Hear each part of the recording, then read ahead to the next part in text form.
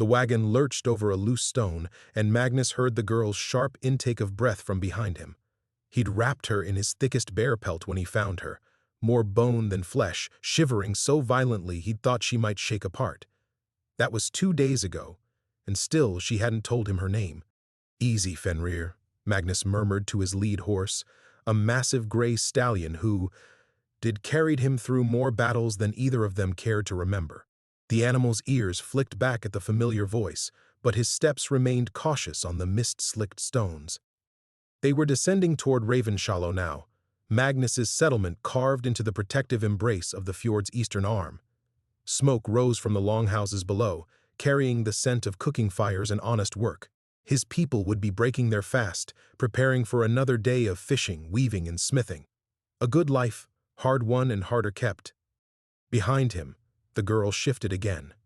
He could feel her watching him, those strange green eyes boring into his back with an intensity that made his scarred shoulders itch. In all his years of trading, first as a young raider drunk on blood and glory, then as a merchant who'd learned that silver spoke louder than steel, he'd never encountered cargo quite like her. "The torque," he said without turning around, his voice pitched low enough that only she could hear. "Where did you come by it?" Silence stretched between them, broken only by the creak of wagon wheels and the distant cry of gulls wheeling over the fjord's dark waters. Magnus had expected as much.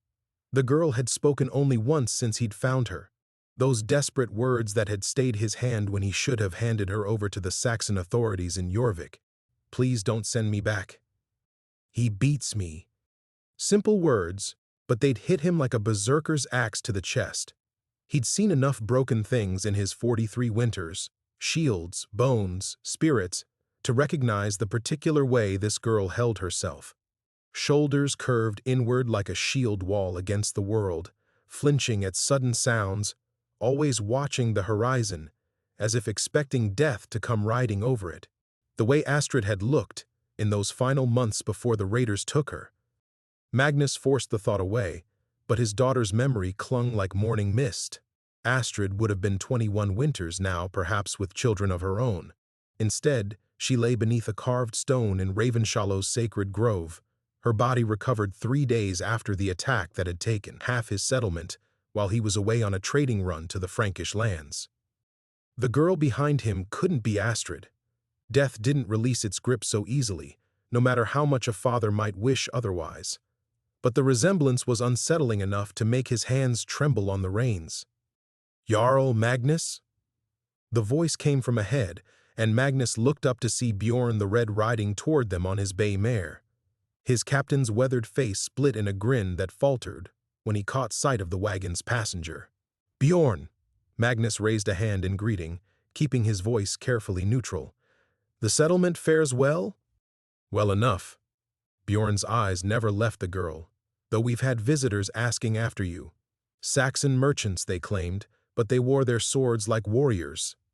He paused, studying the way the girl had shrunk deeper into the bear pelt at the mention of Saxons. Said they were looking for stolen property. Magnus felt something cold settle in his stomach. He'd traded long enough to recognize a hunt when he saw one, and the desperation in these so-called merchants had been written across their faces in crude runes.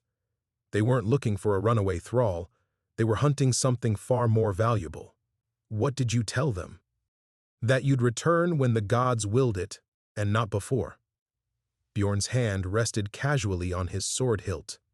"But they're still camped at Ericsson's trading post waiting." Magnus nodded slowly, his mind already working through possibilities. Ravenshallow's defenses were strong, but if these Saxons had come in force, it would mean bloodshed. His people had seen enough of that. "Ride ahead," he told Bjorn. "Gather the council. Tell them we have decisions to make." As his captain spurred his horse toward the settlement, Magnus finally turned to look at his passenger. The girl was watching him with those impossible eyes, and he saw something new there, not just fear, but a desperate kind of hope that twisted in his chest like a blade. "You know who they are," he said. It wasn't a question. She nodded once, her fingers unconsciously touching the golden torque at her throat. When she spoke, her voice was barely a whisper, but it carried across the morning air like a death song. "They're my father's men." The words hung in the morning air like smoke from a funeral pyre. Magnus studied the girl's face. Elara, he decided to call her in his mind, after the Saxon word for noble light that he'd learned in his trading days, and saw the way her jaw trembled despite her attempt at composure. "Your father's men," he repeated slowly, letting the implications settle like sediment in still water. "And yet you beg not to return to him." She pulled the bear pelt tighter around her shoulders, the golden torque catching what little sunlight filtered through the mist. "He is not what he appears to be." Magnus had heard similar words before, usually from thralls fleeing cruel masters or wives escaping brutal husbands. But this girl wore nobility like a second skin, despite her fear. The torque alone was worth more silver than most jarls saw in a season, and the intricate knotwork spoke of royal Saxon smiths. Whatever her father was, he commanded wealth and influence, the kind that could buy armies. "We speak of this no more," Magnus said, turning back to face the path ahead. "Not until we reach safe harbor." The wagon wheels found smoother ground as they entered the settlement proper. Ravenshallow spread before them like a protective embrace. Longhouses with their steep-pitched roofs, workshops where the ring of hammers had already begun their daily rhythm, and the great hall that had taken Magnus 15 years to build after the last one burned. Children scattered from their path, laughing as they chased a pig that had escaped its pen. Old Gunnar waved from his forge, sweat already gleaming on his massive shoulders as he worked the morning's first iron. Women emerged from doorways to shake out sleeping furs, calling greetings to their jarl with the easy familiarity of people who'd bled and starved and prospered together. This was Magnus's world, not the one he'd been born to, that had been a raider's life, all blood and glory in early graves, but the one he'd carved from fjord stone and Saxon silver. Every plank of every building, every face that smiled at his return, every child who would grow strong because of the peace he'd fought to build. All of it now threatened by the girl behind him. "Papa!" The voice cut through his brooding like a blade through silk. Raven, his foster daughter, came running from the direction of the goat pens, her dark braids flying loose behind her.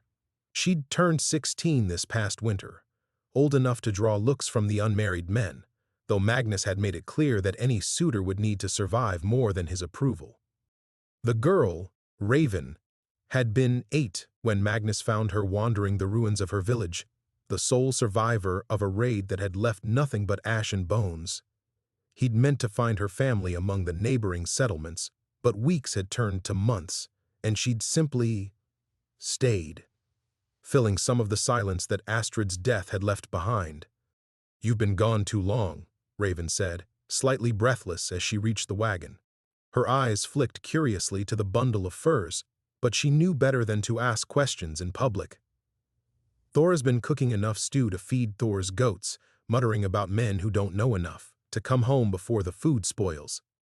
Magnus smiled despite the weight in his chest. Thora had managed his household since his wife Helga's death in childbirth 12 winters ago, and treated him with the kind of fond exasperation usually reserved for particularly slow-witted brothers. "Then we'd best not keep her waiting," he said, steering Fenrir toward the great hall. "Tell her to prepare the guest chamber. We have a visitor who'll need discretion." Raven's eyebrows climbed toward her hairline, but she nodded and jogged ahead to spread the word. Magnus watched her go, noting how the morning light caught the silver threads in her blue dress, the one he'd traded 3 wolf pelts for at the spring market. She was growing into a beauty, with the kind of fierce intelligence that reminded him why he'd worked so hard to build something worth protecting. As they approached the hall, Magnus caught sight of Bjorn emerging from the council chamber, his expression grim. The captain's eyes found Magnus and held them for a long moment, conveying more than words could about the discussions already underway. "The Saxons asked many questions," Bjorn called out, his voice carrying just far enough to be heard. "About young women, about stolen goods. They seemed particularly interested in our guest customs." Magnus felt the girl tense behind him, heard the small sound she made, part fear, part despair. He'd built Ravenshallow as a sanctuary, a place where the strong protected the weak and silver mattered more than blood. But sanctuaries only worked when the world respected their walls. "Prepare for a long council," Magnus murmured back, bringing the wagon to a stop before the hall's great doors. Whatever storm was coming, it would test everything he'd built here, everything he had left to lose. The great hall's doors groaned open as Magnus helped the girl down from the wagon, her legs unsteady after the long journey. Thora appeared in the doorway like a storm cloud given flesh, gray-haired, sharp-eyed, and radiating the particular displeasure of a woman whose carefully planned meals had been left to overcook. "About time," she muttered, wiping flour-dusted hands on her apron. Her gaze fell on the girl and softened slightly. "Saints preserve us, child. You look half dead. Come, let's get some meat on those bones before the wind carries you away." Magnus opened his mouth to give instructions about discretion, but Thora was already shepherding the girl toward the hall's warmth with the efficiency of a sheepdog. The older woman had raised 5 children of her own before taking over his household, and she could spot need from 50 paces. "Magnus." Bjorn's voice cut through the domestic bustle. "The council waits." The great hall had been transformed into a war room. The long tables where Magnus's people shared their evening meals had been pushed aside, replaced by a circle of chairs occupied by Ravenshallow's leaders. Eric the Wise, whose silver beard reached nearly to his belt. Ingrid Shieldbreaker, who'd earned her name fighting beside Magnus in the old raiding days. Olaf the Shipwright, whose vessels had carried their prosperity across the northern seas. All of them wore the same expression, the careful neutrality that preceded difficult decisions. "Tell me," Magnus said without preamble, settling into his chair. Eric leaned forward, his weathered hands clasped before him. 3 Saxon warriors arrived yesterday at first light, well-armed, well-provisioned. They claimed to represent Lord Aldrich of Wessex, seeking the return of his daughter. The name hit Magnus like a physical blow. Aldrich. He'd heard it whispered in trading posts from Jorvik to Constantinople, a Saxon lord who'd risen to prominence after the Viking raids that had supposedly wiped out his family's holdings. A man who'd built his power on the bones of the dead. "They describe a girl," Ingrid continued, her scarred face grim, young, fair-haired, bearing the royal torque of a house that should no longer exist. "They say she was taken by raiders 3 moons ago." Magnus felt the pieces of a puzzle beginning to form in his mind, though the pattern they made chilled his blood. Taken from where? That's where their story grows. "Uncertain," Olaf said carefully. "They speak of an attack on a convent near the borderlands, but Brother Francis at the monastery swears no such attack occurred. The roads have been quiet since the spring truce." The silence that followed was heavy with implication. Magnus had built his new life on information as much as silver, knowing which lords could be trusted, which territories were safe for trading, which stories held truth, and which were crafted to hide it. These Saxons' tale had more holes than a fishing net. "There's more," Eric said quietly. "Young Swain returned from market in Jorvik this morning. He brings word of strange happenings. Saxon villages burned, their people vanished, but no Viking ships were seen in those waters. Raiders who take no slaves, claim no territory, leave no survivors to tell tales." Magnus's blood turned to ice water. The pattern was becoming clearer now, and it painted a picture that made his stomach clench with familiar rage. He thought of the girl, Ilara, and the terror in her voice when she'd begged not to be sent back, the way she'd flinched at the mention of her father's men. "Please don't send me back. He beats me." But what if it was more than beatings? What if she'd witnessed something that would destroy more than just her father, something that would shatter the fragile peace Magnus had helped build between Saxon and Norse? "They wait for an answer," Bjorn said, breaking the silence. "Lord Aldrich's men. They've made camp at Ericsson's post, but they grow impatient. They speak of searching every house, every storehouse. They question everyone who might have seen a young Saxon woman." Magnus stood slowly, feeling the weight of 43 winters in his bones. Through the hall's windows, he could see his people going about their daily tasks, fishermen mending nets, children learning letters from the Irish monk who'd wandered into their settlement 2 summers past, artisans crafting goods that would trade for grain and iron across the northern world, all of it balanced on the edge of a blade. "What are your thoughts, Magnus?" Eric asked, though his tone suggested he already knew the answer would determine more than one girl's fate. Magnus looked at each face in turn, these people who'd followed him from raiding to trading, who, it helped him build something better than the blood-soaked legacy their fathers had left them. They deserved peace. They'd earned it with their sweat and sacrifice. But upstairs, trembling beneath Thora's furs, was a girl whose golden torque told a story that could unravel everything. A girl whose fear spoke of horrors worse than any Viking raid. A girl who might hold the key to mysteries that had haunted him since Astrid's death. The choice stretched before him like a bridge over dark water, and Magnus knew that whatever he decided would change everything. Magnus remained standing for a long moment, his calloused fingers tracing the worn hilt of his sea axe, a habit from the old raiding days, when split-second decisions meant the difference between victory and a grave. But this wasn't a battlefield where courage and steel could carve a path to glory. This was something far more treacherous. "How many men travel with these Saxons?" he asked, buying time while his mind churned through possibilities like a millstone grinding grain. "3 who show themselves," Bjorn replied. But Swain spotted fresh horse tracks leading away from their camp. "More wait somewhere beyond the ridge. How many, we cannot say." Of course they do. Magnus had expected as much. Lord Aldrich hadn't built his reputation by traveling light or leaving things to chance. The question was how many warriors he could afford to lose before other Saxon lords began asking uncomfortable questions about his methods. "If we refuse to hand her over," Ingrid said, voicing what they all knew, "they'll return with a larger force. The king's peace only extends so far when a nobleman claims theft of his property." Magnus winced at the word "property," as if the terrified girl upstairs, with her noble bearing and educated speech, was no different from a stolen horse or a bag of grain. He'd seen enough thralls in his time to know the difference, and whatever Alara was, she wasn't that. "And if we surrender her?" Eric's question hung in the air like smoke from a funeral pyre. The unspoken answer settled over the council like a burial shroud. They'd all heard the stories whispered in taverns and trading posts, young women who disappeared into Lord Aldrich's household and were never seen again. Officially, they died of fever or accident. Unofficially, the survivors spoke of screams in the night and graves that were dug too quickly. Magnus closed his eyes and saw Astrid's face, not as she'd been when the raiders took her, but as she'd appeared in his dreams these past 7 years. Pale, accusing, asking why he hadn't been there to protect her when she needed him most. "Because I was chasing silver in foreign lands," came the familiar answer, sharp as a blade between his ribs. "Because I thought trade agreements mattered more than staying home with my daughter." "Magnus?" Olaf's voice seemed to come from very far away. "The men grow restless. A decision must be made." Must it?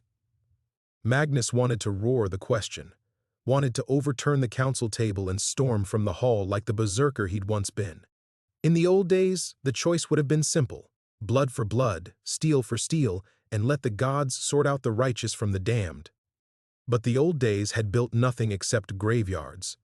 This new world he'd helped create, with its careful treaties and profitable trade routes, had given his people something their ancestors never knew: the promise that their children might live to see their own grandchildren.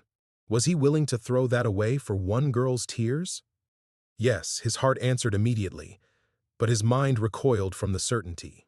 It wasn't just his life at stake. Every person in Ravenshallow trusted him to protect what they'd built together. Raven, laughing as she chased escaped goats through the morning mist. Young Swain, who'd never known anything but this peaceful world and shouldn't have to learn the weight of a sword. Old Gunnar, whose arthritic hands could still craft beauty from raw iron because he'd never had to forge it into weapons for desperate wars. "There's another consideration," Eric said quietly, his voice cutting through Magnus's internal storm. "If Lord Aldrich is truly behind these false raids, if he's been selling his own people into slavery while claiming Viking attacks, then this girl may be the only witness to his crimes." The words hit Magnus like a physical blow. He'd suspected something similar, but hearing it spoken aloud gave the possibility terrible weight. Saxon lords had been known to eliminate inconvenient witnesses before, usually with more subtlety than Aldrich seemed capable of. "You think he'll kill her?" Magnus said. I think, Eric replied carefully, that a man capable of betraying his own people for silver would not hesitate to silence a daughter who learned too much. Astrid. The name whispered through Magnus's thoughts like wind through a graveyard. His daughter had been curious, too intelligent for her own good, always asking questions that made adults uncomfortable. If she'd witnessed something terrible, if her death hadn't been random raider violence but something more calculated. We need time, Magnus said finally, the words feeling like stones in his throat. Time to learn the truth before we act. Time we may not have, Bjorn warned. These Saxons spoke of searching the settlement if we cannot produce the girl by tomorrow's dawn. Magnus felt the walls of choice closing around him like a trap. Whatever path he chose would demand a price. Perhaps from him, perhaps from his people, certainly from the broken girl who'd sought sanctuary beneath his furs. The weight of leadership had never felt heavier than it did in that moment, standing between his duty to the many and his conscience toward the one. Outside, he could hear children laughing as they played at warriors and merchants, acting out the new world their parents had built for them, a world that might end with his next words. Magnus drew in a breath that felt like swallowing winter air, then spoke the words that would change everything. We tell them we know nothing of their lord's daughter. His voice carried the finality of a blade being drawn from its sheath. If they wish to search Ravenshallow, they do so over my dead body. The silence that followed was deafening. Eric's weathered face went pale, while Ingrid's hand instinctively moved to her sword hilt. Olaf muttered something that might have been a prayer or a curse. In the old tongue, they often sounded the same. Magnus, Eric said carefully, you understand what this means? We're choosing war over peace. Everything we've built here will be meaningless if we become the kind of people who hand defenseless girls to monsters. Magnus's voice carried the iron that had once made Saxon raiders flee at the mention of his name. I've spent 7 years trying to wash the blood from my hands. I won't stain them again by delivering innocence to evil. Bjorn leaned forward, his scarred face grim. The men will follow you, you know this. But Aldrich's reach extends far beyond what we can see. This won't end with a single battle. No, Magnus agreed, feeling something fundamental shift inside his chest, like ice breaking on a winter river, releasing waters that had been frozen for too long. It will end with the truth. Whatever game Aldrich is playing, whatever web of lies he's spun around those false raids, we're going to tear it apart, thread by thread. He moved to the great window that overlooked Ravenshallow's harbor, where his ships bobbed at anchor like sleeping swans. Each vessel represented connections, traders in Jorvik who owed him favors, monks in Northumbria who trusted his word, Saxon merchants who'd grown wealthy on Norse silver. A network built over years of careful diplomacy. All of it would be at risk now. We're no longer just protecting one girl, he continued, his breath fogging the glass. If Aldrich has been orchestrating false raids, selling his own people while blaming us for their disappearance, then every treaty we've signed, every peace we've built, is balanced on a foundation of lies. When that truth comes out, and it will, the resulting chaos could shatter the peace across all the northern kingdoms. Ingrid stood slowly, her hand still resting on her sword. You're asking us to trust that this girl, this stranger, is worth more than everything our children will inherit. Magnus turned from the window to face them all, these people who'd followed him from the blood-soaked shores of his youth to this harbor of peace they'd carved from an unforgiving world. In their eyes he saw fear, doubt, and beneath it all, the unwavering loyalty that had sustained them through 20 years of triumph and loss. I'm asking you to trust that the truth is worth more than comfortable lies, he said. 7 years ago, I lost my daughter to violence I couldn't prevent. I've spent every day since building a world where such losses would be unnecessary.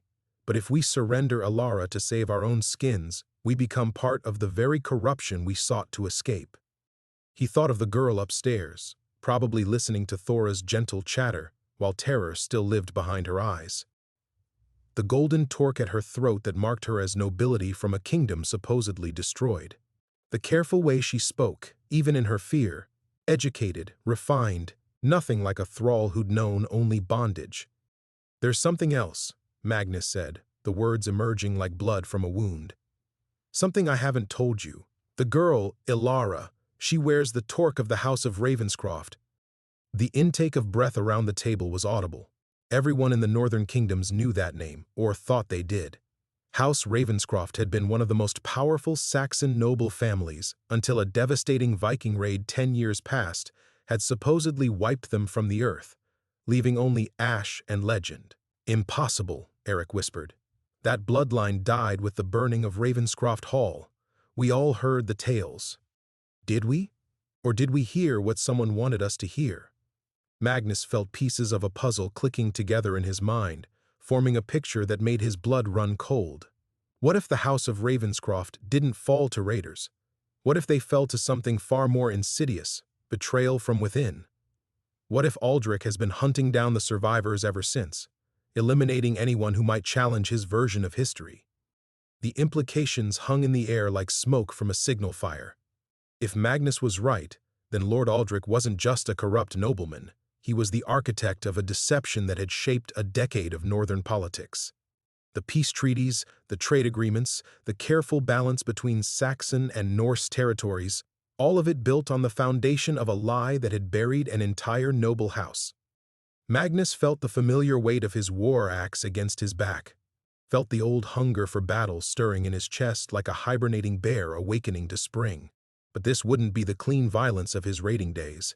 This would be a war fought in shadows and whispers, where the weapons were truth and lies and the battlefield stretched across kingdoms. "So be it," he said, the words sealing their fate. "We cross the threshold. There's no going back now." The war council dissolved into urgent preparation, but Magnus felt the weight of isolation settling on his shoulders like a familiar cloak. As his advisors dispersed to ready defenses and send messages to allies, he climbed the narrow stairs to where Ilara waited, each step echoing with the finality of his choice. He found her sitting by the window in Thora's chamber, still wrapped in furs, but more alert than before. The afternoon light caught the intricate metalwork of her torque, and Magnus studied the symbols with new understanding. Ravens in flight, intertwined with Saxon crosses and runic script, a marriage of cultures that spoke to alliances forged in better times. "They've come for me," she said, without turning from the window. It wasn't a question. "Yes." Magnus settled into the chair across from her, noting how she held herself despite her fear, spine straight, chin raised. Noble bearing ran deeper than blood. It was carved into bone by generations of expectation. "But I've told my council we know nothing of Lord Aldrich's daughter." Her laugh was bitter as winter wind. "You think lying will protect you? You don't know him as I do. He'll burn this entire settlement to ash before admitting defeat." "Then we'll need to move quickly." Magnus leaned forward, studying her face. "Tell me about House Ravenscroft. Tell me why a dead bloodline's heiress sits in my hall, terror-struck at the mention of her supposed father." Ilara's composure cracked like ice over deep water. "How do you—" "The torque." "Of course."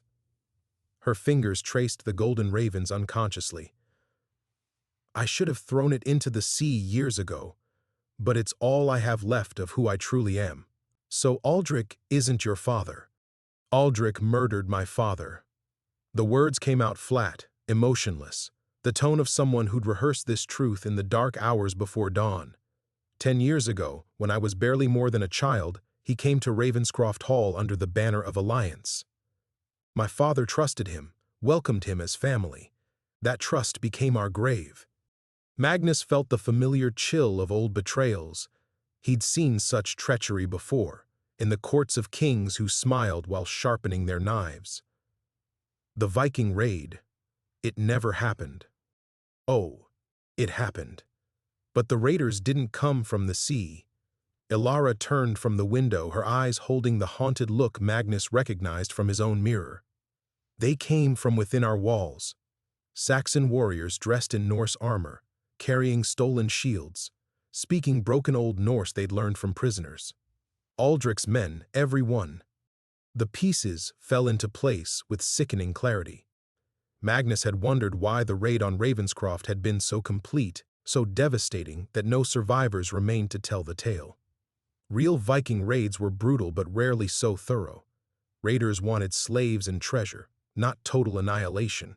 He kept you alive, Magnus said. Why? Because dead heirs create martyrs, but broken ones serve as warnings.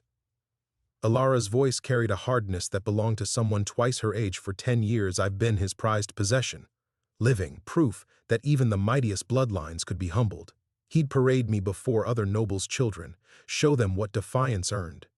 The beatings were just maintenance. Magnus's hands clenched into fists, the old rage burning bright in his chest. He'd thought himself beyond such fury, but hearing her calm recitation of years of abuse brought back memories of blood and steel, of enemies who'd learned too late that some lines should never be crossed. There's more, Alara continued, her gaze steady despite the tremor in her voice. The false raids didn't end with my family.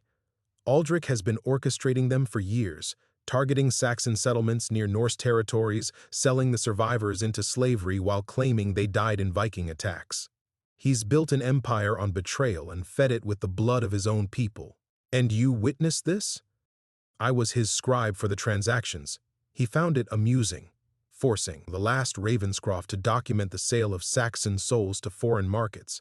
Her laugh held no humor. He thought breaking my spirit would ensure my silence. He never considered that hatred could be stronger than fear.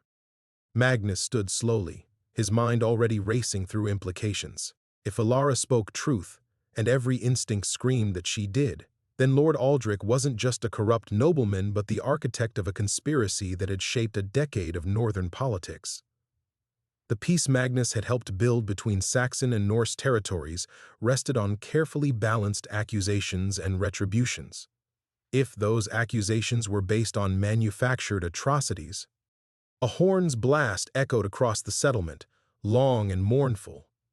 The signal meant riders approaching, likely Aldrich's men growing impatient with silence. He'll offer you silver first, Alara said quietly. Then threats. When those fail, he'll remind you that harboring stolen property violates the king's peace. Each step will seem reasonable until you find yourself complicit in his web. Magnus moved to the window, watching armed figures emerge from the tree line.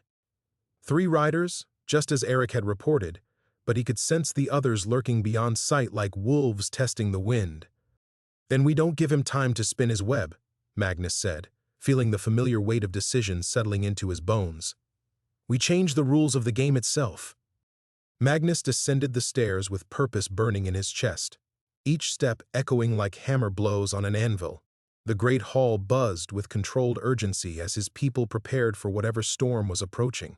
Warriors checked weapons with practiced efficiency, while women gathered children closer to the inner chambers. The peaceful settlement was transforming into something harder, sharper, a wolf pack recognizing the scent of danger on the wind. Eric, Magnus called, his voice cutting through the activity. How long until they reach the gates? Perhaps an hour, maybe less. Eric looked up from the map he'd been studying with Bjorn and Ingrid. I've posted archers along the wall walks, but if Aldrich has more men hidden in those woods, he does. Magnus joined them at the table, his mind already working through possibilities. Alara warned me, this is how he operates. Send a small party to seem reasonable, while keeping enough force nearby to ensure compliance. We need to shatter his expectations before he can deploy them. Ingrid frowned, her scarred fingers tracing the defensive positions marked on the map. You speak as if you have a plan. Magnus felt the old tactical instincts stirring, the same clarity that had once made him legendary among the raiding crews. But this wasn't about blood and plunder. This was about truth and justice, concepts that had seemed foreign in his younger days, but now burned with righteous purpose. Aldrich expects us to react defensively, he said, placing his finger on the settlement's center. He'll offer terms, make threats, then gradually tighten the noose until we have no choice but compliance. But what if we don't give him that luxury? What if we take the fight to him before he's ready? Bjorn's eyes gleamed with understanding. You want to attack first. Not attack, confront. On our terms, in our chosen ground. Magnus turned to study the approaching dust cloud through the window. Send word to Hakon at the harbor. Tell him to ready the sea wolf for immediate departure. If this goes badly, Alara needs a way out that doesn't involve Saxon roads. And if it goes well? Eric asked. Magnus smiled, feeling something predatory uncurl in his chest. Then we begin hunting bigger prey. He moved through the hall, checking preparations with the practiced eye of someone who defended more settlements than he cared to count. But beneath the familiar rhythms of preparation, he felt something new, a sense of righteous purpose that had been absent from his younger, bloodier days. This wasn't about conquest or glory. This was about protecting the innocent and exposing corruption that had poisoned 2 kingdoms. "Thora," he called to the healer as she emerged from the upper chambers. "How is she?" "Stronger than she appears," Thora replied, her weathered face creased with concern, "but terrified of what's coming. She knows that man's nature better than any of us." Magnus nodded, filing that assessment away. Alara's strength would be crucial for what he had planned. A broken victim might serve Aldrich's narrative, but a determined survivor could shatter it entirely. The horn sounded again, closer now. Through the great windows, Magnus could see the riders emerging from the tree line, 3 figures in Saxon colors, moving with the unhurried confidence of men who expected submission. Behind their leader rode 2 guards, hands resting casually on sword hilts in a display meant to seem relaxed while conveying unmistakable threat. "Open the gates," Magnus commanded, ignoring the sharp intake of breath from his advisors. "And send word to every household. I want every adult in the settlement watching from their windows. Whatever words are spoken today, I want witnesses to carry them to every corner of the north." "Magnus," Eric said urgently, "if you're wrong about this, then we'll face the consequences together, as we always have." Magnus clasped his old friend's shoulder, feeling the weight of decades shared between them. "But I'm not wrong. That girl upstairs has seen too much truth for her words to be lies." The great doors swung open with a groan of ancient iron, and Magnus strode into the courtyard to meet his fate. Behind him came his inner council, their presence a wall of solidarity at his back. Around the edges of the square, faces appeared at windows and doorways, his people trusting him to navigate the storm that was about to break over Ravenshallow. The lead rider was a man Magnus recognized from previous encounters. Sir Godwin, one of Aldrich's more competent lieutenants, tall, well-armed, with the kind of calculating eyes that missed nothing and revealed less. He dismounted with theatrical courtesy, his companions remaining mounted in a clear display of intended departure. "Magnus Ironwolf," Godwin called, his voice carrying across the courtyard. "We meet again under unfortunate circumstances." Magnus stepped forward, feeling the familiar weight of his war axe against his spine. The weapon had tasted blood in a dozen kingdoms, but today it would serve a different purpose, not as an instrument of violence, but as a reminder of what violence could cost.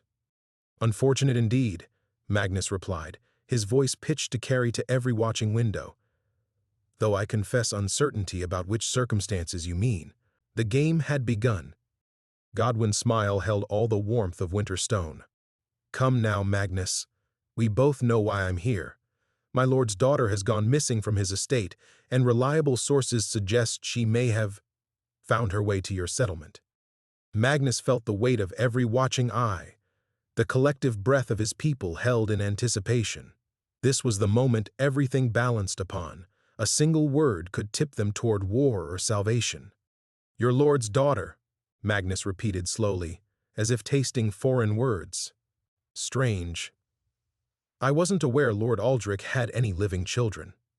The silence that followed crackled like lightning seeking ground. Godwin's practiced composure flickered, just for an instant, but enough for Magnus to see the calculation behind his eyes shift into something sharper. "Perhaps your information regarding my lord's family is incomplete," Godwin said carefully. "The girl in question is young, dark-haired, bearing certain distinctive markings that would identify her clearly to any who might encounter her." Distinctive markings. Magnus stepped closer, close enough to see the sweat beating despite the cool air. "You mean like the golden torque of a noble house?" Now Godwin's mask slipped entirely, His hand moved toward his sword before catching himself, aware of the archers Magnus knew were watching from the walls. Return what was taken, and there need be no unpleasantness between our peoples. Taken? Magnus felt his voice drop into the register that had once commanded longships in storm-tossed seas. That's an interesting choice of words, Sir Godwin. It implies ownership where none might exist. Behind Godwin, the mounted guards shifted nervously. They'd come expecting a simple retrieval, not this verbal dance that seemed to grow more dangerous with each exchange. Magnus could see them glancing toward the tree line, calculating distances to their hidden reinforcements. The girl is Lord Aldrich's ward, Godwin pressed, abandoning subtlety. Legally bound to his household under Saxon law, harboring her constitutes theft of property. Property. The word tasted like poison on Magnus's tongue. He thought of Alara upstairs, of the haunted strength in her eyes, of 10 years spent as a living trophy of another man's treachery. Tell me, Sir Godwin, under Saxon law, can property bear witness? The question hung in the air like an executioner's blade. Godwin's face went pale as understanding dawned. If Alara was property, her words held no legal weight. But if she was a person capable of bearing witness, you're walking dangerous ground, Norseman, Godwin snarled, his diplomatic facade crumbling. Lord Aldrich's patience has limits. As does mine, Magnus replied. But here's what troubles me about your lord's patience. 10 years ago, the House of Ravenscroft was supposedly destroyed by Viking raiders. Every soul killed, every stone scattered.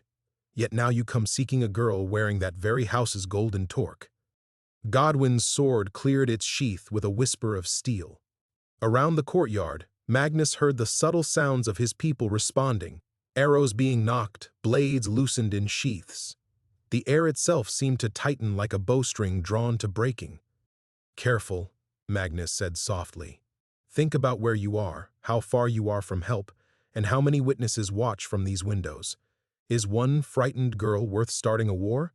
But Godwin's eyes held the fever of a man whose carefully constructed world was crumbling. You know nothing of what you meddle with. The girl is mad, speaks nothing but lies and fantasies. Years of instability have broken her mind completely. Madness, Magnus mused. Another convenient explanation, though I confess curiosity about what might drive a person to such instability. From the corner of his eye, Magnus caught movement at an upper window. Alara stood there, still wrapped in furs, but her bearing had transformed.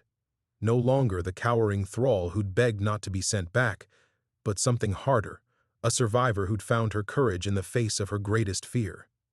Perhaps, Magnus continued, his voice carrying to every corner of the courtyard, we should ask the girl herself about these fantasies she speaks. No, the word exploded from Godwin with desperate force. The girl is unwell, disturbed. Her words cannot be trusted. Then you have nothing to fear from hearing them. Magnus felt the trap closing around his enemy like the jaws of a great wolf. Unless, of course, there's truth in madness that you'd prefer remain unspoken. Godwin's breathing came harsh and quick, the sound of a man watching his mission collapse into ruin. Behind him, his guards looked ready to bolt. They'd signed on for a simple retrieval, not whatever this was becoming. Last chance, Magnus Ironwolf, Godwin rasped. Return Lord Aldrich's property, and this ends peacefully. Refuse and face the consequences. Magnus smiled, feeling the old battle joy singing in his veins. But this wasn't the savage glee of his raiding days. This was something purer, cleaner, the joy of standing for truth against lies, of protecting the innocent against their tormentors. Then let the consequences come, he said. We'll face them together, the dark moment. The horn blast that shattered the morning stillness came not from Ravenshallow's walls, but from the forest beyond, a deep, resonant call that spoke of numbers far greater than 3 mounted men. Magnus felt his blood turn to ice as he recognized the sound. War horns, not the single note of messenger or trader, but the layered harmony of a full warband announcing itself. You treacherous dog, Magnus snarled. But Godwin was already backing toward his horse, his face alight with savage triumph. Did you think Lord Aldrich would send me with mere words? Godwin laughed as more horns joined the chorus. 50 men wait in those woods, Magnus Ironwolf. 50 Saxon warriors with royal writs, authorizing the recovery of stolen property and the punishment of those who harbor thieves. The sound of hoofbeats thundered from the tree line, not the careful approach of negotiators, but the full charge of heavy cavalry. Magnus spun toward his gates, shouting orders even as his mind raced through impossible calculations. Ravenshallow's walls were strong but built for defense against raiders, not siege warfare. Against 50 mounted warriors. Bar the gates, archers to the walls. His voice carried across the courtyard, but even as his people scrambled to obey, Magnus could see the truth written in their faces. They were fishermen and farmers who'd learned to fight, not professional warriors. Against trained Saxon cavalry in open combat, they would be slaughtered. Eric appeared at his shoulder, war axe gleaming. The harbor road, we can still reach thee, sea wolf. No time. Magnus watched the first riders burst from the forest, their armor bright with Saxon heraldry. At their head rode a figure that made his heart sink further, Lord Aldrich himself, unmistakable even at distance. The man hadn't trusted this to subordinates after all. They'll have archers. We'd be cut down before we reach the docks. The courtyard erupted into chaos as arrows began falling like deadly rain. Not random shots, but precisely aimed volleys from hidden bowmen in the forest. Magnus dove behind the stone well, as iron points sparked off cobblestones where he'd been standing. Around him, his people scrambled for cover, while Godwin and his companions galloped toward the approaching warband. "Magnus!" Thora's voice called from the great hall doorway. "The girl, she's gone!" The words hit him like a physical blow. Magnus risked a glance toward the upper windows, where Alara had stood moments before, but they showed only empty darkness. In the confusion of the attack, she'd vanished like morning mist. Another horn blast echoed across the settlement, and Magnus realized with growing horror that it came from the harbor. Through the smoke and chaos, he could see flames rising from the direction of the docks. Aldrich's forces hadn't just surrounded Ravenshallow. They'd cut off every avenue of escape. "The sea wolf," Bjorn gasped, blood streaming from an arrow wound in his shoulder. "They've fired the ships." Magnus felt something break inside his chest, not fear, but the cold realization of complete defeat. In the span of moments, every advantage had been stripped away. His settlement was surrounded, his ships burning, and the one person whose testimony could expose Aldrich's conspiracy had disappeared into the chaos. "Sir Magnus," Lord Aldrich's voice boomed across the courtyard, rich with mock courtesy, "I believe we have matters to discuss." The arrow storm ceased, as if cut by a blade. In the sudden silence, Magnus could hear the crackle of burning ships, the groans of wounded men, the whispered prayers of terrified women. Slowly, he rose from behind the well to face his nemesis. Aldrich sat his warhorse like a king surveying conquered territory. 50 years old but still powerful, with silver-streaked hair and the kind of presence that commanded rooms and battlefields alike. His armor bore the scars of genuine combat, and his eyes held the cold calculation of a man who'd built an empire on others' suffering. "You've caused me considerable inconvenience," Aldrich continued, his voice carrying easily across the courtyard, harboring stolen property, interfering with lawful recovery, threatening the king's peace. "These are serious crimes, Magnus Ironwolf." Magnus stepped forward, his hand resting on his axe hilt more from habit than hope. Around him, his surviving warriors formed a ragged line, brave souls facing impossible odds. "And what of your crimes, Aldrich? What of the innocent blood on your hands?" Aldrich's laugh held genuine amusement, bold words from a man whose settlement burns around him. "But let us speak of practicalities. Surrender now, and your people live. Continue this futile resistance, and I'll see every soul in Ravenshallow sold to the slave markets of Byzantium." The threat struck home like a blade between ribs. Magnus looked into the faces of his people. Eric with his graying beard, Thora with her healer's gentle hands, young warriors who'd trusted him to lead them away from meaningless violence. All of them would pay for his failure with chains and lifelong bondage. "You have until sunset to consider," Aldrich announced. Then we finish this. As the Saxon lord wheeled his horse away, Magnus felt the weight of absolute defeat settle over him like grave earth. He'd gambled everything on truth prevailing over lies, and lost. The revelation. Magnus stood in the smoke-hazed courtyard, watching Aldrich's forces settle into siege positions beyond arrow range. The taste of defeat was bitter as wormwood on his tongue, but beneath the despair, his mind still worked with the tactical precision that had kept him alive through countless battles. Something nagged at him, a detail that didn't fit the pattern of Aldrich's overwhelming victory. "They're not pressing the attack," Eric observed, binding his wounded arm with strips torn from his tunic. "With those numbers, they could have taken the walls already." Magnus nodded slowly, his eyes tracking the Saxon positions. "Aldrich wants something more than simple conquest. He could have burned us out in the first charge, but instead he offers terms." The realization struck him like lightning. He needs us to surrender, needs witnesses to his version of events. What witnesses? Bjorn spat blood into the dirt. "We'll all be dead or enslaved by nightfall." "Not all of us." Magnus turned toward the great hall, pieces of understanding clicking into place like the mechanism of a lock. Thora said the girl was gone, but where could she go? The settlement is surrounded, the harbor burning. He strode through the hall's great doors, his boots echoing on ancient stones. Behind him, Eric and the others followed, leaving the wounded to tend each other in whatever shelter they could find. The hall felt different now, not the warm heart of community it had been that morning, but a tomb waiting to receive its occupants. "The storage chambers," Magnus muttered, more to himself than his companions. "She knows this place better than we thought."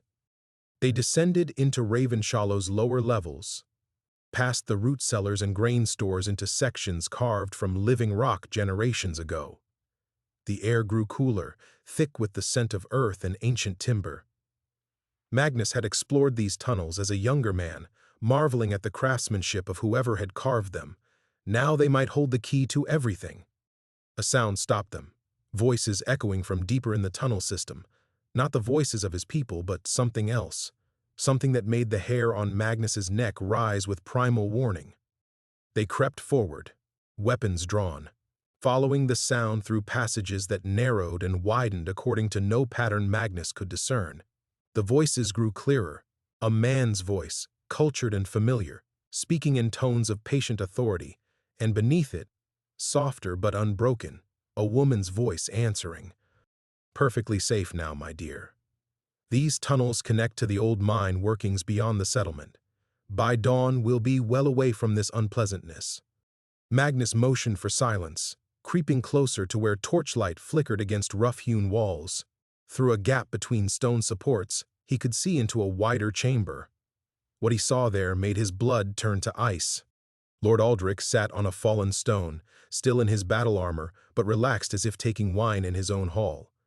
Before him stood Alara, no longer wrapped in furs but wearing a traveling cloak of fine Saxon wool. The golden torque still gleamed at her throat, but her bearing had transformed completely. Gone was the cowering victim who had begged not to be sent back. In her place stood a young woman of obvious nobility, speaking with easy familiarity to the man Magnus had thought was her tormentor. 10 years is a long time to maintain such a performance, Aldrich was saying. But it was necessary.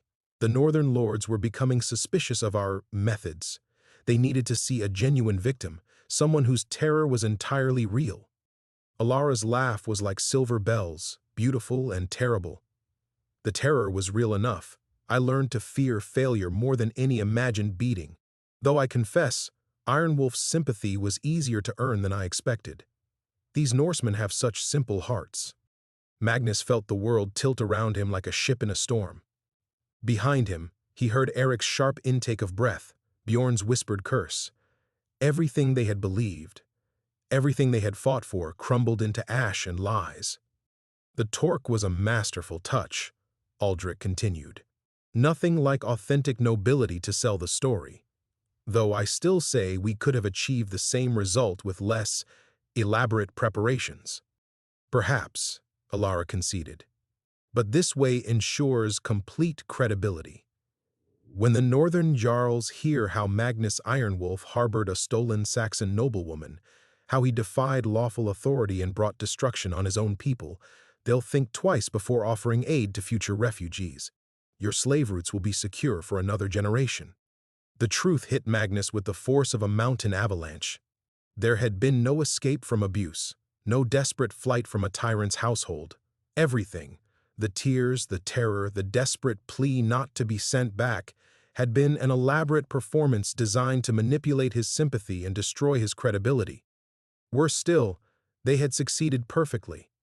Even now, Aldrich's forces waited above, while Magnus cowered in tunnels beneath his burning settlement, branded as a harborer of thieves and a threat to the king's peace. When word spread of Ravenshollow's destruction, no northern lord would dare offer sanctuary to Saxon refugees again. The slave trade would continue unimpeded, hidden behind a wall of fear and mutual suspicion. Magnus gripped his axe hilt until his knuckles went white, rage and shame warring in his chest. He had been played for a fool by masters of deception, and his people would pay the price for his blindness. But as fury threatened to overwhelm him, another realization struck, cold, calculating, and sharp as winter steel. They thought him defeated. They believed their victory complete. Perhaps it was time to remind them why Magnus Ironwolf had once been the most feared name on the northern seas. The torch flame cast dancing shadows on the tunnel walls as Magnus crouched motionless behind the stone support, his warriors breathing barely audible in the confined space.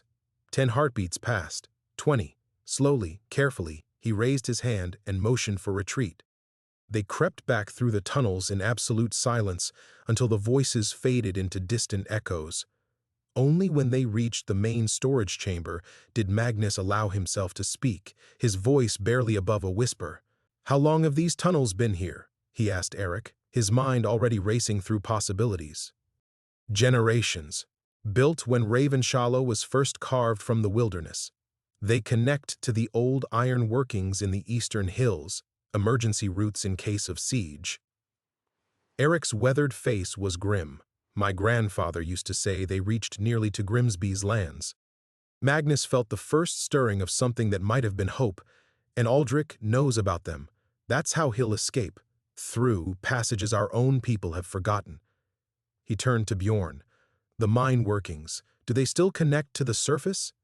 "Aye, though the entrances are grown over. Been abandoned 20 years or more." Understanding dawned in Bjorn's eyes. "You mean to follow them?" "More than follow." Magnus drew his sax, testing its edge against his thumb. A thin line of blood welled up, black in the torchlight. "They think their victory complete. Think Magnus Ironwolf broken and cowering while they escape to spread their lies across the northern kingdoms." He looked at each of his warriors in turn. Eric, with his graying braids and steady eyes. Bjorn still spitting blood from his arrow wound but standing straight and strong. Young Orm, whose first real battle had been this disaster. Good men all who deserved better than the fate his blindness had brought them. "They're right about one thing," Magnus continued. "After tonight, no northern lord will offer sanctuary to Saxon refugees. Aldrich's slave routes will be secure, protected by the very suspicion he's sown." Unless what?" Eric prompted. "Unless the truth reaches the right ears before his lies take root." Magnus sheathed his blade with deliberate force. "Aldrich believes he's destroyed my credibility, but there are still those who remember what Magnus Ironwolf's word once meant. Jarl Thorvald of the Eastern Reach, Earl Sigmund of the Iron Coast, men who knew me before I sought peace in these quiet waters." Bjorn wiped blood from his mouth, grinning fiercely. "And if we bring them proof of this conspiracy, evidence of Aldrich's deceptions, then the hunter becomes the hunted." Magnus felt the old fire kindling in his chest, not the savage bloodlust of his raiding days, but something cleaner, purpose. "But first, we need that evidence. And for that, we need Aldrich alive." They spent the next hour in careful planning, using Eric's knowledge of the tunnel system to map their route. The abandoned mine workings offered multiple exit points, but only one that would put them ahead of Aldrich's escape route. It would be a close thing. They'd need to move fast and silent through passages that hadn't seen use in decades. "What of our people above?" Orm asked quietly. The young warrior's face was pale but determined. Thora, the others? Aldrich won't slaughter them outright, Magnus replied, though the words tasted like poison. He needs witnesses to report his version of events. They'll be taken as slaves, but they'll live, and if we succeed tonight, they'll be free before the next full moon. It was a slender hope, but better than the certainty of defeat that had seemed their only option. Magnus gathered what supplies they could carry: rope, torches, his father's hunting bow that had hung unused for years. Each item felt weighted with significance, tools for a task that would either redeem his failures or see them all die in the darkness beneath the earth. As they prepared to descend deeper into the tunnel system, Eric grasped Magnus's shoulder. "You know this is likely our death song we're singing." Magnus met his friend's eyes steadily. "Better to die with purpose than live with shame. My blindness brought this catastrophe upon us. Let my eyes be clear for what comes next." They extinguished their torch and moved into the deeper darkness, guided only by Eric's memory and the faint current of air that spoke of distant openings. Behind them, Ravenshallow burned under Saxon occupation. Ahead lay passages carved by forgotten hands, leading to a confrontation that would determine whether truth or lies shaped the future. Magnus Ironwolf had been many things in his long life: raider, traitor, father, protector. Tonight, in the bowels of the earth with 3 loyal warriors at his side, he would discover what remained when everything else was stripped away. The wolf might be wounded, but it was far from dead. And wounded wolves, as any hunter knew, were the most dangerous prey of all. The hunt was about to begin. The darkness pressed against them like a living thing as they moved through passages that time had nearly forgotten. Magnus led by touch alone, one hand trailing along the rough-hewn wall while the other gripped his axe. Behind him, Eric's whispered directions guided them through intersections where wrong turns could lead to dead ends or worse, forgotten shafts that dropped into black water far below. The air grew thinner as they climbed, thick with the metallic taste of old iron workings. Magnus's lungs burned with each breath, but he pushed forward, driven by the knowledge that every moment's delay gave Aldrich more distance.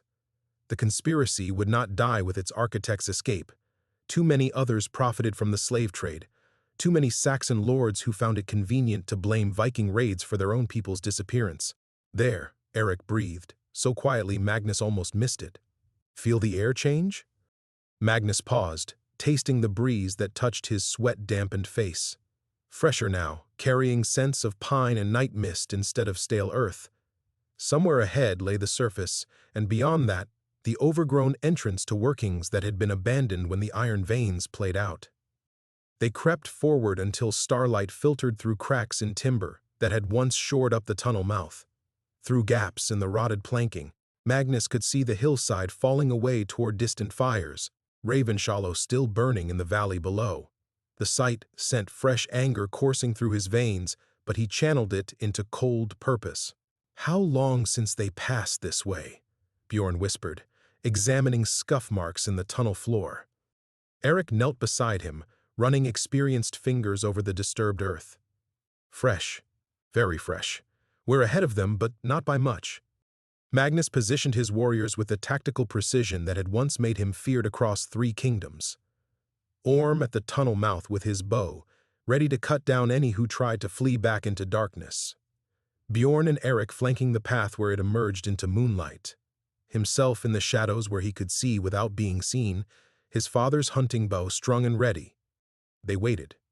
Minutes stretched like hours while night sounds resumed around them, the hoot of a distant owl, wind sighing through pine boughs, the scurry of small creatures in the underbrush. Magnus forced himself to breathe slowly, remembering the patience that had made him successful in more than just war. Good traders knew when to wait for the perfect moment to strike. The first torch appeared like a distant star in the tunnel depths, then voices, echoing off stone walls as Aldrich's party approached their exit. Magnus drew his bow, the familiar weight settling into his hands like an old friend returning home.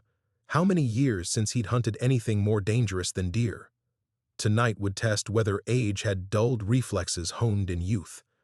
"Should reach the horses within the hour," Aldrich was saying. his voice carrying clearly in the confined space. By dawn we'll be well beyond pursuit, and Magnus Ironwolf's reputation will lie in ruins behind us. And the girl? Another voice asked. One of Aldrich's lieutenants, Magnus realized. Alara's laugh drifted from the darkness, cold as winter stars. The girl served her purpose. Though I confess I almost felt sorry for the old fool. He truly believed he was protecting me. A pause, then, with mock sadness, such a noble heart, wasted on such a simple mind. The words hit Magnus like physical blows, each one a reminder of his complete failure. She had played him perfectly, reading his grief for his lost daughter and turning it into a weapon. Every protective instinct, every moment of sympathy, every choice that had seemed righteous, all had been carefully orchestrated to serve Aldrich's schemes. But as torchlight grew brighter in the tunnel mouth, Magnus felt something shift inside his chest. The shame remained, would probably remain forever. But alongside it grew something else, not the berserker rage of his youth, but something colder and more dangerous. The fury of a man who had found purpose again, even if that purpose was born from betrayal. The first figure emerged into moonlight, a Saxon warrior in mail, head turning warily as he scanned the hillside. Magnus drew his bow to full extension, feeling the string's familiar bite against his fingers. The shot was perhaps 40 paces, well within range even in uncertain light. Then Aldrich stepped into view, one hand resting casually on his sword hilt as he surveyed the night. Behind him came Alara, no longer the cowering victim, but walking with the confident stride of nobility. Two more warriors brought up the rear, their weapons ready, but not immediately threatening. Magnus held his draw, muscles trembling with effort as he waited for the perfect moment. Aldrich needed to be taken alive. Dead men told no tales, and without his confession the conspiracy would simply find new leadership. But alive and broken, forced to face the consequences of years spent trading in human misery, Aldrich stepped fully clear of the tunnel entrance, and Magnus released. The arrow took the lead Saxon warrior in the shoulder, spinning him around with a cry of pain and shock. Magnus was already knocking his second shot as chaos erupted in the small clearing, but Aldrich's reaction was faster than expected. The Saxon lord dove toward the tree line, even as his wounded man crashed to the ground. Ironwolf. Aldrich's voice rang with genuine surprise, but beneath it Magnus caught something else. Fear. Impossible. You should be dead in your burning hall. Should be many things, Magnus replied, tracking Aldrich's movement through the undergrowth while Eric and Bjorn closed from the flanks. Should have seen through your lies, should have protected my people, should have remembered that wolves are hardest to kill when cornered. Alara had pressed herself against a pine trunk, all pretense of helplessness abandoned. In the moonlight her face showed calculation rather than terror, still planning, still scheming even as her carefully laid trap collapsed around her. One of the remaining Saxon warriors moved to shield her, but Orm's bowstring thrummed and the man stumbled with a shaft through his thigh. You understand nothing, Aldrich called from his cover. This is larger than your petty northern squabbles. The slave trade feeds Saxon armies, Norse coffers Norman ambitions. Kill me and 10 others will take my place. Magnus circled through the shadows, using skills learned in 100 raids to close the distance. Perhaps, but they'll have to start over, rebuild the networks, find new routes, and every delay means lives saved. A flash of steel warned him as Aldrich burst from concealment, sword already in motion. Magnus twisted aside, feeling the blade part the air where his head had been, and brought his axe up in a counterstroke that Aldrich barely parried. They crashed together in a tangle of weapons and curses, rolling across pine needles slick with morning dew. Aldrich was younger, stronger, less marked by old wounds and harder years. But Magnus fought with the desperate fury of a man defending everything he had left to lose. His axe blade bit through mail rings, drawing blood from Aldrich's ribs. The Saxon lord's return stroke opened a line across Magnus's forearm, but the Viking pressed forward regardless. Tell me about my daughter, Magnus snarled, pinning Aldrich's sword arm and bringing his knee up toward the Saxon's ribs. Tell me how many children you've stolen, how many families destroyed for your profit. Aldrich's eyes went wide, not with fear, but with sudden understanding. Your daughter? By Christ's blood, you think? He threw his weight sideways, breaking Magnus's hold. The raid on Oakford settlement? That wasn't us, you mad dog. That was genuine Norse raiders, nothing to do with our operations. The words hit Magnus like a physical blow, making him hesitate for the heartbeat Aldrich needed to regain his footing. Lies, Magnus whispered, but doubt crept into his voice. Truth, Aldrich spat, blood running from his split lip. We traffic in living slaves, not corpses. Dead children bring no profit. Your daughter's death was real, Ironwolf. Real raiders, real blood, real grief. We had nothing to do with it. Around them the fight continued, Eric grappling with the wounded Saxon, while Bjorn and Orm closed on the remaining warrior. But Magnus felt the world narrow to this single moment, this terrible revelation. All his hopes of finding answers about Astrid's fate, of discovering some connection that would make sense of his loss, crumbled into nothing. Alara stepped into view, no longer hiding behind trees. You pathetic old fool. Did you truly think your daughter's death was part of some grand conspiracy? That her murder had meaning beyond simple violence? She laughed, the sound like breaking glass. She died for nothing, Magnus Ironwolf. Died because raiders wanted what her settlement possessed. No deeper purpose, no hidden truth. Just greed and brutality, as common as sunrise. The cruelty of it, not just the words but their accuracy, nearly broke him. For 10 years he had carried the hope that understanding Astrid's death might somehow redeem it, give it meaning beyond random horror. To learn now that it had been exactly what it appeared, meaningless violence in a world full of meaningless violence. But as despair threatened to overwhelm him, Magnus felt something deeper stirring. The same cold fury that had sustained him through the tunnels, through the revelation of Alara's betrayal. Perhaps Astrid's death had been meaningless, but the suffering of Aldrich's victims was not. The children sold into slavery, the families destroyed by false flag raids, the refugees who would find no sanctuary because of carefully planted suspicions. That suffering could still be answered, that evil could still be stopped. You're right, Magnus said quietly, raising his axe with renewed purpose. My daughter died for nothing, but your victims will not. He advanced on Aldrich with the inexorable patience of winter itself, every lesson learned through loss and betrayal focused on this single purpose. The Saxon lord raised his sword, still confident in his youth and skill. He had never faced a Viking with nothing left to lose except honor. The clash of steel rang through the moonlit clearing like the hammering of fate itself.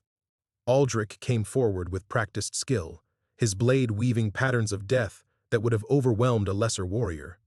But Magnus moved like winter storm given flesh, not the wild fury of his raiding days, but something far more dangerous, calculated, inevitable. Aldrich's sword carved air where Magnus's throat had been. The Viking's axe descended in response, forcing the Saxon lord back on his heels as iron bit deep into the sword's crossguard. Sparks showered between them, as Aldrich wrenched his weapon free, already pivoting for another strike. You cannot stop what we've built, Aldrich snarled, his blade seeking Magnus's ribs. The trade routes span 3 kingdoms. The network reaches from Dublin to Constantinople. Magnus caught the thrust on his axe haft, wood groaning under the impact. Then I'll tear it down one slaver at a time. He drove his elbow toward Aldrich's face, felt cartilage crunch as the Saxon's nose broke in a spray of blood. But Aldrich's training showed. He rolled with the blow, using its force to create distance. His sword swept low, seeking to hamstring the Viking. Magnus leaped back, nearly stumbling over roots as steel whispered past his knees. Around them, the hillside had become a battlefield. Eric's war cry echoed through the trees as he brought down his opponent. Bjorn and Orm worked in deadly harmony, driving the last Saxon warrior toward the cliff's edge, but Magnus had eyes only for Aldrich, who circled him now with predatory grace. I know what you are, Ironwolf, the Saxon lord said, breathing hard but still confident. A relic, a dinosaur from the old days when men solved problems with axes and blood. The world has moved beyond such simplicity. Has it? Magnus feinted left, then drove right as Aldrich took the bait. His axe head grazed the Saxon's mail, drawing another thin line of crimson. Your slaves would disagree. Your victims would say the old simplicities, justice, protection, honor, matter more than ever. Aldrich's return strike came faster than expected, the sword's point seeking Magnus's heart. Only instinct saved him, a slight shift that sent the blade skittering along his ribs instead of through them.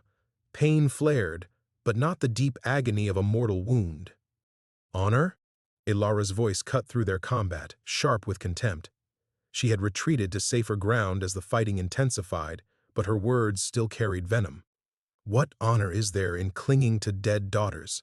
In letting grief make you weak? The taunt was meant to distract, to break Magnus's concentration at the crucial moment. Instead, it crystallized something inside him, the wound that had festered for 10 years, not grief for Astrid's death, but rage at his own powerlessness to prevent it, the helplessness that had driven him from raiding to trading, from wolf to sheep. But here, now, with Aldrich's sword seeking his life and innocent blood crying for justice, Magnus was not powerless. He was not helpless. He was exactly what the moment demanded, a weapon honed by loss and tempered by betrayal. Aldrich pressed his attack, sensing weakness in Magnus's momentary stillness. The sword carved a glittering arc toward the Viking's neck, perfectly timed and precisely aimed. It should have been a killing blow. Instead, Magnus stepped inside the strike's radius, accepting a shallow cut across his shoulder to close the fatal distance. His left hand clamped around Aldrich's sword wrist, while his right brought the axe around in a tight, vicious arc. The flat of the blade struck Aldrich's temple, with a sound like an egg cracking. The Saxon lord's eyes rolled back as he crumpled, his sword tumbling from nerveless fingers. He hit the ground hard and lay still, blood pooling beneath his shattered skull. Too still. Too much blood. Magnus knelt beside the fallen man, pressing fingers to his throat. Nothing. In his fury, his perfectly controlled rage, he had struck too hard. Aldrich was dead, and with him any hope of forcing a confession that might expose the full scope of the conspiracy. No, Magnus whispered, staring down at his ruined prize. Around him, silence had fallen as his warriors finished their own battles. But victory felt hollow when the evidence they needed was already growing cold. Ilara's laughter drifted through the night air. Dead men tell no tales, Viking. You've destroyed your only proof of what you claim to know. Who will believe the word of a failed traitor against the testimony of a Saxon noblewoman? Magnus looked up at her, seeing calculation in every line of her face. Even now, even with her protector dead and her escape cut off, she was still planning, still scheming, still confident that her lies would triumph over his truth. He rose slowly, blood from his wounds painting dark stains across his tunic. The axe felt impossibly heavy in his hands, not from physical weight, but from the burden of what came next. For if dead men told no tales, perhaps it was time to ensure the living sang a different song entirely. Magnus stared down at Aldrich's corpse, the weight of his mistake crushing against his chest like a millstone. The Saxon lord's blood had already begun to congeal in the moonlight, taking with it any hope of forced confessions or public trials. Without Aldrich's testimony, the conspiracy would fragment and scatter like smoke. The slave routes would close temporarily, then reopen under new management. You see now, don't you? Ilara's voice carried triumph despite her precarious position. You've won nothing, a few dead men on a hillside, but the network remains. The trade continues, and she smiled with perfect, poisonous confidence. I am still Lady Ilara of Wessex, victim of Viking brutality. Who among the Saxon lords will doubt my word when I tell them how Magnus Ironwolf murdered innocent men in cold blood? Magnus felt the truth of her words like ice in his veins. She was right. Without proof, without Aldrich's living confession, this would become merely another tale of Norse aggression. The delicate peace between their peoples would shatter, and in the chaos that followed, the slave trade would flourish more than ever. But there is another way, he said quietly, meeting her eyes across the blood-stained clearing. Understanding dawned in her face, calculation shifting to the first stirrings of real fear. No, she whispered, you wouldn't dare. I am nobility. My death would mean war. Magnus nodded slowly. It would. War between our peoples, just as you intended from the beginning. But wars end, Alara. The truth can endure longer. He turned to Eric, who stood watching with grim understanding. Can you write? The runes, I mean. Well enough that others could read them? Aye, Eric replied carefully. But Magnus, write this down. All of it. Aldrich's confession before he died, the tunnel routes, the false flag raids, every detail we discovered. Magnus's voice carried the weight of absolute decision. Sign it with my name and mark. Make copies. Send them to every major settlement, Norse and Saxon alike. Alara's face had gone white. Lies written by a Viking raider? Who would believe such fabrications? No one, Magnus agreed. Not coming from Magnus Ironwolf, the failed traitor, but they might believe it coming from a different source. He drew his sax, the blade gleaming in the torchlight. They might believe it if it came from someone who had nothing left to lose by telling the truth. The understanding hit his warriors like a physical blow. Bjorn stepped forward, hands raised. Magnus, no. There has to be another way. You cannot— I can. Magnus's voice carried finality like the tolling of funeral bells. I will confess to raiding Saxon settlements, to killing innocent men, to every crime they'll lay at my feet. But in that confession, I'll tell the truth about what we found here, about Aldrich's network, about the children stolen and sold. They'll execute you, Eric said hoarsely. Yes. The word carried no fear, only acceptance. But first they'll want the full story, every detail of my supposed crimes. And in telling those details, I'll expose the real conspiracy. Names, routes, methods, everything Aldrich revealed before I killed him. Magnus turned the sax in his hands, studying its edge. A dying man's confession carries weight, especially when he gains nothing from the lies and loses everything by the truth. Alara had begun to back away, but Orm stepped into her path with silent efficiency. You're insane, she hissed. Suicide won't accomplish anything. The trade will continue, the networks will rebuild. Perhaps. Magnus sheathed the sax and lifted his axe instead, its weight somehow comforting now. But it will take time. Years to rebuild what we've learned tonight. Years during which children live free instead of in chains. He met her eyes one final time. My daughter's death had no meaning, no greater purpose, but mine will. That's enough. He could see his warriors struggling with the decision, torn between loyalty and horror.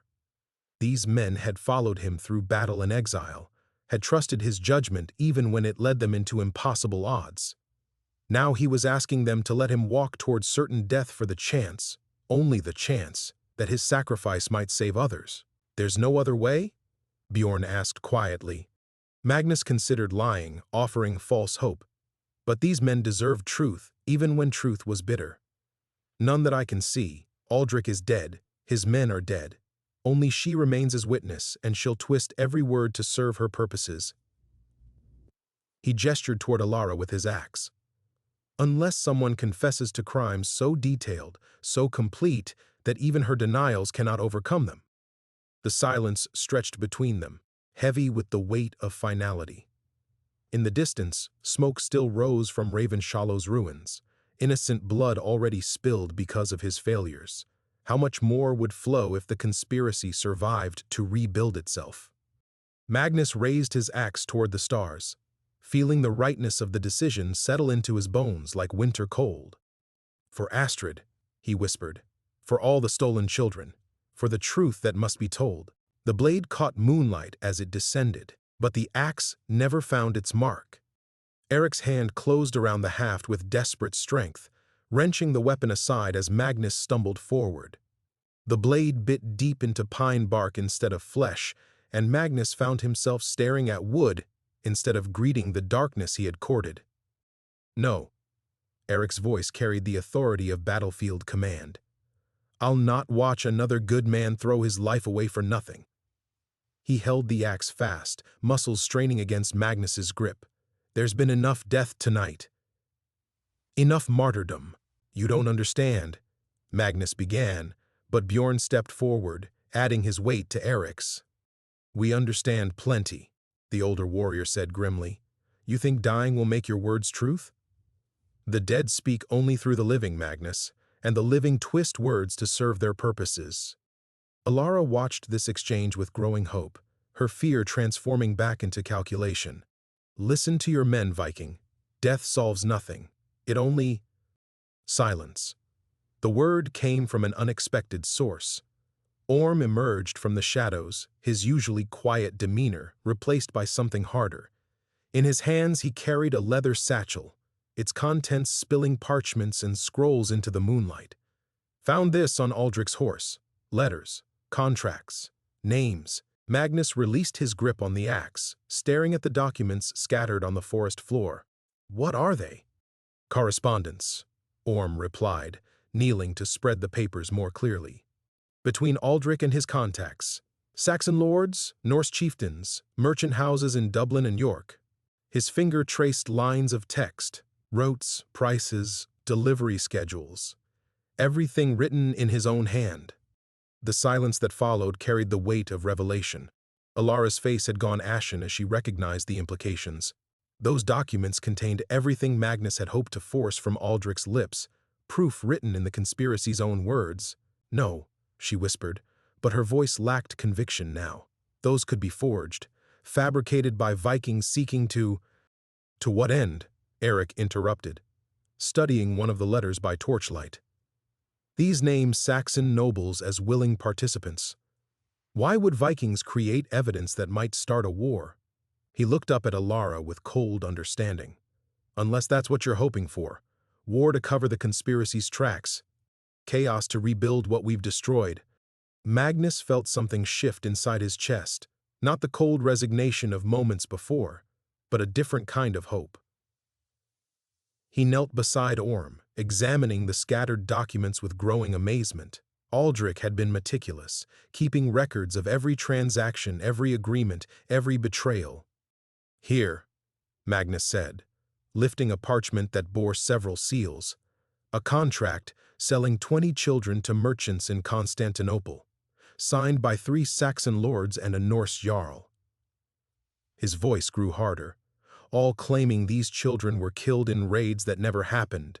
Bjorn spat into the dirt. Bastards sold their own people and blamed us for the murders.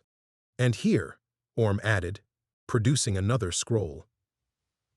Details of the false flag operations. Saxon warriors dressed as Vikings, raiding their own settlements to provide cover for the disappearances. He met Magnus's eyes. This is better than any confession, Magnus. It's proof written in their own hands.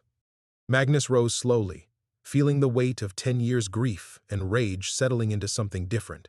Not the explosive fury that had driven him to seek death, but a colder determination. These documents could destroy the conspiracy more thoroughly than any martyr's confession ever could. But Alara was still here, still dangerous, still capable of spinning new lies even in the face of written evidence. You cannot let her live, Eric said quietly, reading his thoughts. She knows too much, can do too much damage. Magnus looked at the woman who had manipulated him so skillfully, who had worn the mask of helpless victim while orchestrating horrors. Part of him, the part that remembered finding her terrified in his wagon, still recoiled from the thought of killing a seemingly defenseless woman. But he had seen what lay beneath that mask now. Please, Alara said, her voice suddenly small again, desperate. I was forced into this. Aldrich threatened my family, my people. I never wanted... Lies, Orm interrupted flatly. There's a letter here in your own hand, discussing profits from the Mediterranean routes. He held up the parchment like an accusation. You weren't a victim, Lady Alara. You were a partner. The mask finally slipped completely, revealing the calculating predator beneath. Alara's shoulders straightened, her voice losing its tremor. Very well. Yes, I participated willingly. The trade was profitable and profit serves the greater good. But killing me changes nothing. The demand exists, the routes exist. Someone else will simply take my place. Magnus hefted his axe, feeling its familiar weight. Perhaps. But they'll have to start over. And every delay means lives saved. He had used those same words to justify his own death moments before. Now he spoke them to justify hers. The axe fell with grim finality, and then there was only silence broken by the wind through pine boughs. Magnus stood over Alara's still form, feeling emptiness where he had expected satisfaction. Justice, perhaps, but hollow as a dry well. "It's finished," Eric said quietly, wiping blood from his blade.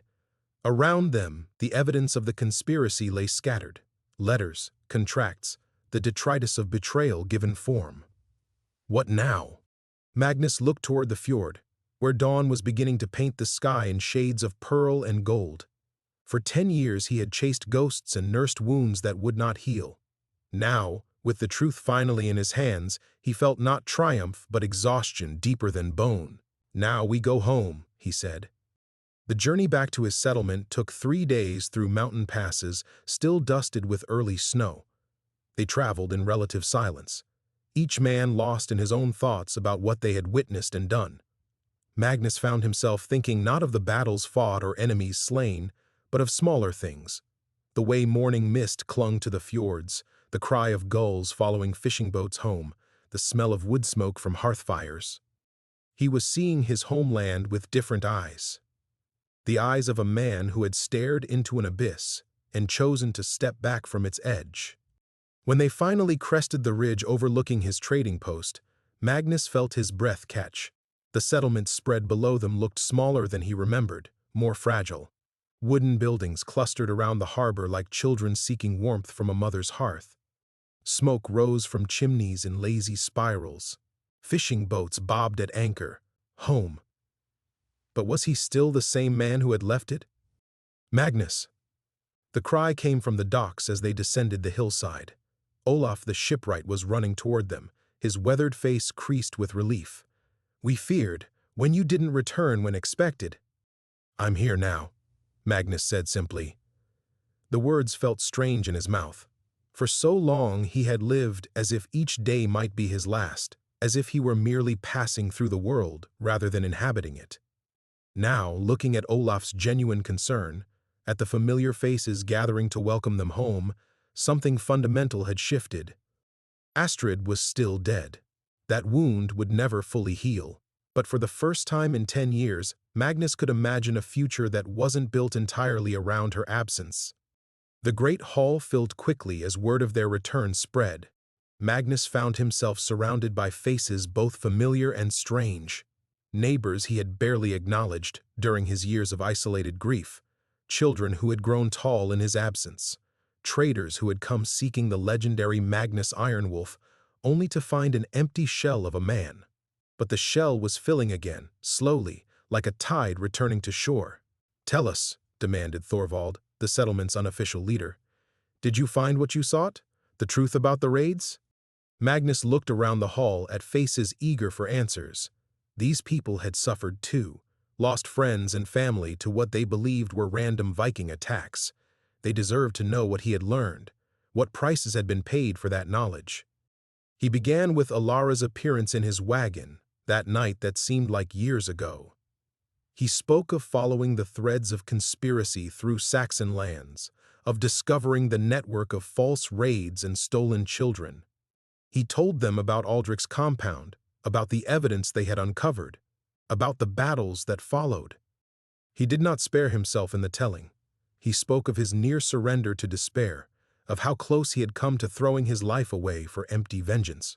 He told them about the moment when his warriors had pulled him back from that precipice, when duty to the living had proved stronger than grief for the dead. When he finished, the hall was silent. Then old Ingrid, who had lost her grandson to one of the false raids, rose from her seat near the fire. "What of justice?" she asked. "What of those who orchestrated these horrors?" Magnus gestured to Eric, who produced the leather satchel they had taken from Aldrich. "We have names, roots, evidence written in their own hands. It will take time, but the conspiracy can be unraveled, the guilty can be exposed."